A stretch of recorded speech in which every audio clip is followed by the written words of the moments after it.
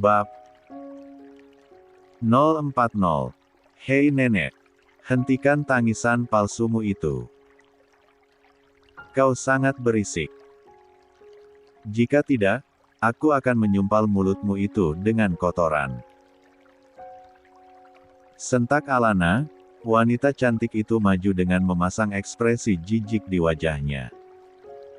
Diandra juga berjalan mengikuti Alana. Saat ini Diandra juga ingin memaki Lydia yang selalu menghinanya miskin. Padahal sebenarnya ia pun tidak kalah bejat dengannya. Mau apa kau kemari? Teriaknya pada Alana. Untuk mencekikmu dan melemparmu ke neraka. Sentak Alana tidak mau kalah. Andara cukup terkejut saat melihat Alana datang. Ia takut terjadi sesuatu padanya. Apalagi saat ini emosi Stefano sedang tidak stabil. Ia takut jika Stefano akan melukainya karena marah pada Andara. Namun, saat Andara melihat beberapa pengawal di rumahnya ia bawa, Andara bisa sedikit lega, karena istrinya ini memang sangat waspada rupanya.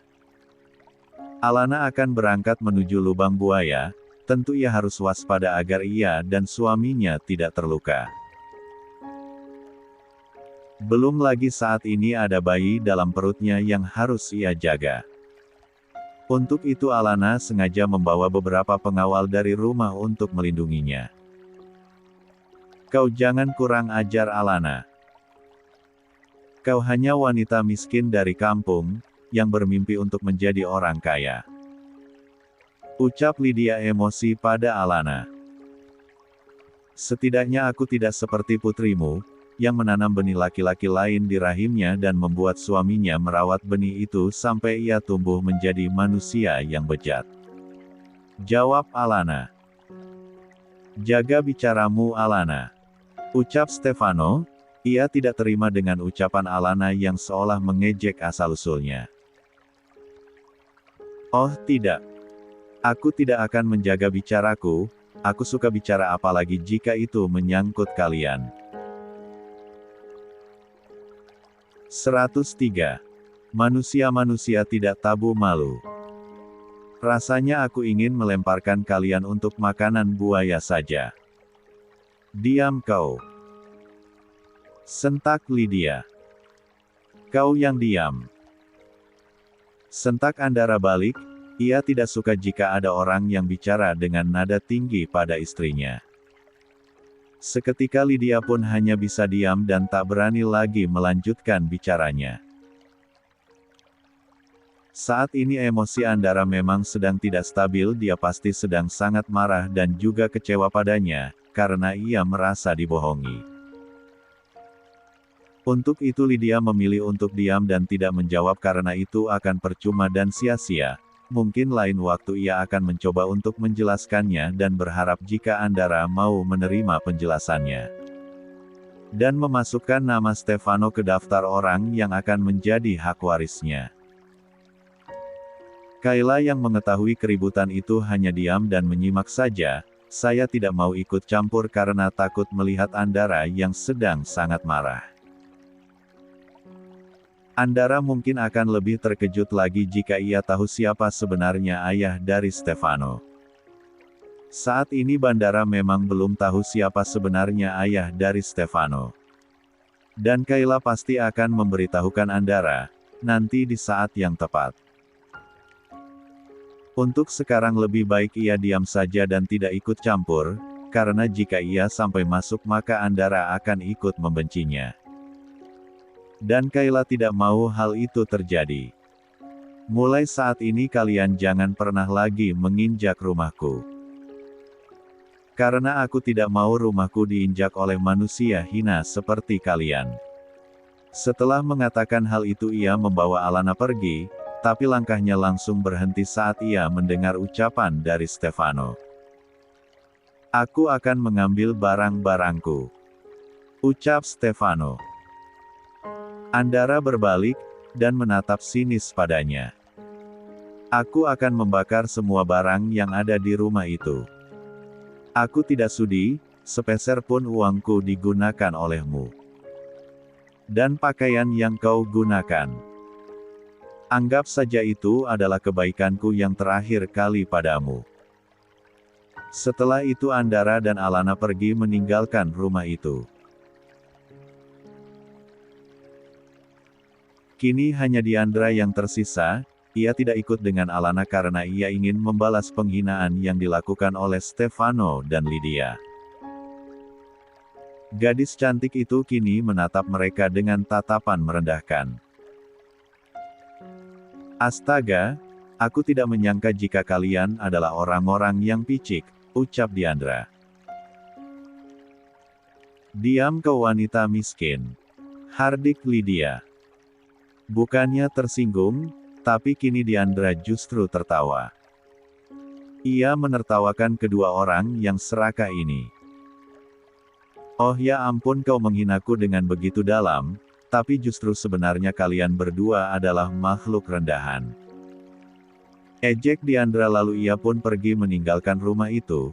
Ia sangat puas melihat hidup kedua orang itu hancur. Kurang ajar. 104. Setelah semua orang pergi, kini tinggallah Stefano dan juga Lydia di rumah itu. Mereka berdua masih diam membisu. Mungkin saat ini mereka sedang memikirkan bagaimana nasib mereka ke depannya. Saat ini Lydia memang masih memiliki perusahaan, dan perusahaan itu adalah perusahaan peninggalan dari mendiang suaminya. Namun, perusahaan miliknya tentu saja tidak sebesar milik Andara yang memiliki kerajaan bisnis di mana-mana. Jika dibandingkan dengan perusahaan milik Andara tentu saja, perusahaan milik Lydia tidak ada apa-apanya. Kayla pun saat ini masih bersembunyi di kamarnya, ia akan pura-pura tidak tahu tentang apa yang terjadi pada mereka berdua. Karena mereka pasti akan marah padanya, karena di saat mereka mendapatkan kemarahan Andara, justru Kayla malah tidak berada di sana. Oma, apa yang harus kita lakukan? Tanya Stefano, saat ini cucu kesayangan Oma sedang terlihat sangat frustasi. Ia menyandarkan kepalanya di tembok, sambil sesekali mengacak-acak rambutnya. Lydia mendengus mendengar ucapan dari Stefano. Kau pikir apa memangnya yang harus kita lakukan? Kita harus bisa kembali menarik simpati Andara. Oma sudah bilang tadi, bersikaplah baik padanya. Tapi kau malah bersikap kurang ajar. Jika sudah begini, kau juga yang rugi. Tunjuk Lydia. Baru kali ini Stefano melihat nenek-nenek marah. Jujur saja ia kesal tapi juga ia tidak mungkin melawan neneknya. Saat ini ia sudah tidak memiliki apa-apa, bahkan Andara juga sudah mengusirnya dari rumah itu. Dan fasilitas yang selama ini ia miliki sudah diambil kembali olehnya. Satu-satunya benda yang ia miliki saat ini hanyalah pakaian yang ia gunakan. Sebagai tanda kebaikan Andara yang terakhir padanya. Hilang sudah semuanya, bahkan Stefano diri pun ia tidak punya. Karena semuanya sudah hancur berkat kebodohan yang telah ia lakukan. Besok, temui Andara. Minta maaflah padanya, katakan jika kau menyesal. Dan katakan juga jika kau adalah anak kandungnya, kalau perlu tes DNA saja. Ucap Lydia. Bagaimana aku bisa melakukan tes DNA, jika aku saja memang bukan anaknya? Bantah Stefano, menurutnya itu adalah ide terkonyol yang ia dapatkan. Lydia pun hanya diam, sepertinya saat ini otaknya sedang terkena gangguan fungsi, karena ia tidak bisa berpikir dengan baik. Sebaiknya besok ia memeriksakan dirinya. Lydia takut jika otaknya agak bergeser karena saking syoknya ia mendapati kenyataan yang tak pernah ia bayangkan. Rencananya selama bertahun-tahun, hancur karena kebodohan cucunya, dan juga dirinya. Sedangkan di rumahnya, Andara kini sedang terduduk di atas ranjangnya sambil menutupi kedua wajahnya. Jika ditanya bagaimana perasaannya saat ini, tentu perasaannya saat ini terasa sangat hancur. Ia tidak pernah menyangka, jika mendiang istrinya yang begitu ia cintai telah melakukan pengkhianatan yang sangat menjijikkan. Dan dengan teganya, ia berkhianat di belakangnya sampai ia memiliki anak. Dan anak itu justru dibesarkan olehnya. Ia besarkan anak dari hubungan terlarang itu dengan penuh kasih sayang, ia didik dengan baik. Bahkan ia 105. Kabulkan semua yang menjadi keinginannya. Ia dedikasikan seluruh hidupnya hanya untuk Stefano. Bahkan jika Alana tidak menjebaknya waktu itu, mungkin sampai saat ini ia tidak akan pernah menikah. Mungkin hanya itulah satu-satunya kebodohan Stefano yang menguntungkan Andara, berkat ia menjalin hubungan dengan Diandra. Maka Andara bisa memiliki Alana. Melihat suaminya yang sedang bersedih, Alana pun mencoba untuk menghiburnya. Mungkin ia memang tidak bisa menghapus luka yang Andara rasakan, tapi ia bisa memberikan begitu banyak kebahagiaan.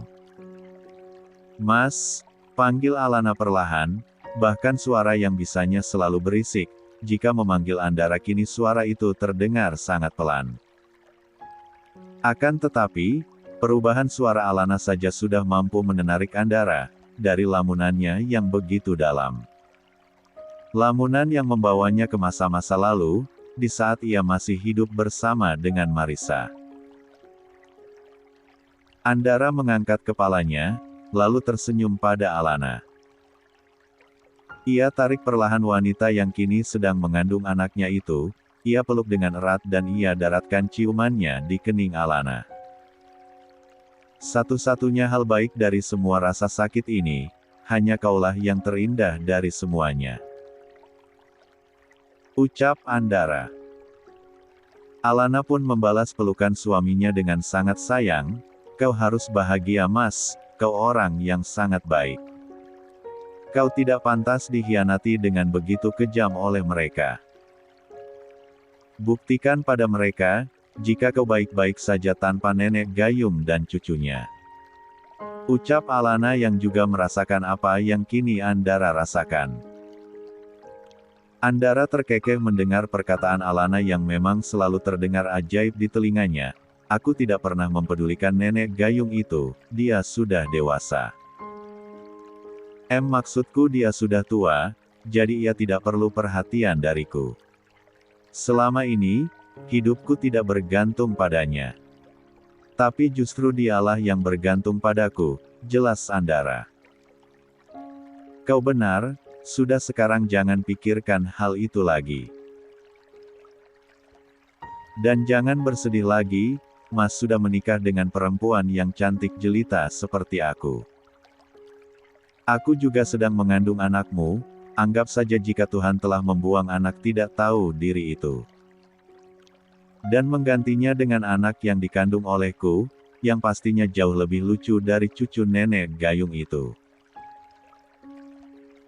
Alana bicara sambil mengusap perutnya yang masih rata. Alana sukses membuat Andara kembali tertawa. Alana benar tidak ada gunanya ia bersedih karena anak tidak tahu diri itu. Lebih baik saat ini ia fokus pada Alana dan juga anaknya yang masih berada dalam kandungan. Keesokan harinya, di kampus Elisa sedang dikejar-kejar oleh Noah. Gadis mungil itu terlihat kesal. Entah apa yang Noah lakukan, hingga mood Elisa menjadi sangat buruk. Hei tunggu. Kenapa kau marah padaku? Tanya Noah sambil menarik tangan Elisa. Lepaskan tanganmu itu. Aku mau pergi. Tidak bisa begini, kau tidak boleh pergi Elisa. Masalah kita belum selesai. Ucap Noah. Masalah kita. Maksudmu masalahmu. Sentak Elisa. Oke, Ini memang masalahku. Tapi aku mohon bantu aku, kau jangan langsung memutuskan hubungan kita begitu saja. Apa yang akan dipikirkan oleh papa nanti? Hubungan kita saja bahkan cuma pura-pura, kau bilang hanya untuk menjaga papamu agar tidak terkena serangan ginjal. Tapi kenapa papamu mengatakan pada ayahku, jika aku sedang hamil anakmu? Apa kau ingin ayahku terkena serangan empedu? Tunjuk Elisa dengan menekan-nekan dada Noah dengan kesal. Tadi ia mendapatkan telepon dari ayahnya, jika ada sepasang suami istri yang melamarnya ke rumah. Dan 106. Yang membuat ayah Elisa terkejut adalah, jika yang datang ke sana adalah calon mertua palsunya. Mereka juga mengatakan jika ia tengah hamil anak Noah. Ayah Elisa pun sangat terkejut dan langsung menghubungi Elisa di kampus. Noah hanya menatap gadis pendek yang kini sedang kesal padanya. Sejujurnya ia juga tidak tahu jika orang tuanya akan nekat datang menemui orang tua Elisa untuk membicarakan pernikahan mereka. Lalu aku harus bagaimana? Tanya Noah. Katakan yang sebenarnya pada ayahku. Atau aku makan kau. Tubuh hanya separuh saja, mau berlagak memakan aku yang tinggi dan gagah perkasa. Kau tidak takut tersedak nantinya? Noah pun menoyor kening Elisa. Dasar jailangkung. Pekiknya kesal. Sudahlah, jangan merajuk lagi, aku merasa seperti seorang ayah yang sedang menenangkan putrinya saja. Ucap Noah lalu kembali menarik tangan Elisa untuk pergi menemui ayahnya, yang kini sedang lemas karena mendapatkan kabar jika putri kesayangannya tengah hamil. Padahal putrinya itu hanya seorang gadis polos di matanya, ia tidak pernah macam-macam. Sepulang kuliah ia pasti bekerja, dan sepulang kerja ayah dan anak itu hanya menghabiskan waktu untuk menonton sinetron kesukaan mereka, di channel Buaya Ngesot. Lalu bagaimana bisa putrinya itu kini tiba-tiba hamil, pikirnya. Diandra kini dilanda kegalauan yang sangat luar biasa. Kini ia tengah hamil dan ia tidak bisa meminta pertanggungjawaban dari pria yang tengah menghamilinya. Bukan karena Deo tidak mau bertanggung jawab, tapi karena Diandra yang memang tidak menginginkan Deo menjadi suaminya. Diandra sama sekali tidak ingin jika pria mesum yang sangat berambisi padanya itu menjadi suaminya. Apalagi pria itu juga pastinya sudah berkeluh Stefano. Tidak mungkin ia menikah dengan pria yang sudah memiliki seorang anak dan istri. Cap sebagai pelakor pasti akan ia sandang seumur hidupnya. Dan Diandra tidak mau itu, lebih baik ia tidak menikah saja daripada harus menikah dengan Deo, pikirnya. Sedangkan Deo, pria itu juga belum mengetahui jika saat ini Diandra tengah mengandung anaknya. Andai saja ia tahu, pasti saat ini Denol pasti akan lebih keras dalam mengejar Diandra. Apa ini? Sentak Deo mengambil sebuah map yang ia lemparkan pada wajah anak buahnya. Deo mengusap wajahnya kasar saat ia mengetahui data pria yang menjadi kekasih Diandra saat ini.